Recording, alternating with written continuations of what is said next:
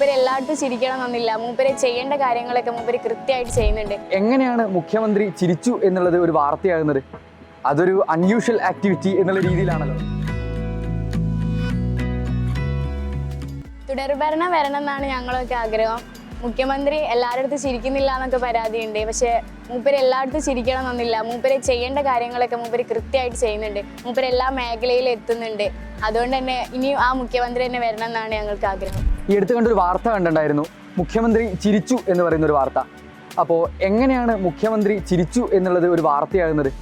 അതൊരു unusual activity എന്നുള്ള രീതിയിലാണല്ലോ. ഇപ്പോൾ ഡെയിലി സൂര്യൻ ഉദിക്കുന്നു അസ്തമിക്കുന്നു, അത് വാർത്തയാകുന്നില്ലല്ലോ, അത് ഡെയിലി നടക്കുന്നതുകൊണ്ടാണ്. അപ്പോൾ നമ്മുടെ നിലവിലുള്ള മുഖ്യമന്ത്രി എന്ന് പറയുന്നത് പുള്ളി ചിരിക്കാതെ, ആരോടും ചിരിക്കാതെ വളരെ ധാർഷ്ട്യമായിട്ട് നിൽക്കുക എന്നുള്ള രീതിയിലുള്ള ഒരു പെർസെപ്ഷനാണ് ആളുകൾക്കുള്ളത്. അപ്പോൾ അതുകൊണ്ടാണ് അത്തരം ചെറിയ കാര്യങ്ങൾ പോലും വാർത്തയായി മാറുന്ന ഒരു സന്ദർഭം ഉണ്ടാകുന്നത്. ഇനി അങ്ങനെയാണോ ഒരു മുഖ്യമന്ത്രി ആവേണ്ടത് എന്ന് ചോദിക്കുകയാണെങ്കിൽ അതിന് പല അഭിപ്രായങ്ങളുണ്ട്. എന്നോട് ചോദിക്കുകയാണെങ്കിൽ ഞാൻ പറയും, അദ്ദേഹം കേവലം കുറച്ച് കേഡർ പാർട്ടിക്കാരുടെ മാത്രം ഒരു നേതാവല്ല. ഈ സംസ്ഥാനത്ത് താമസിക്കുന്ന വോട്ട് ചെയ്തവരും ചെയ്യാത്തവരും ആയിട്ടുള്ള 4.5 കോടി ജനങ്ങളുടെയും നേതാവാണ്, പ്രതിനിധിയാണ് മുഖ്യമന്ത്രി എന്ന് പറയുന്നത്.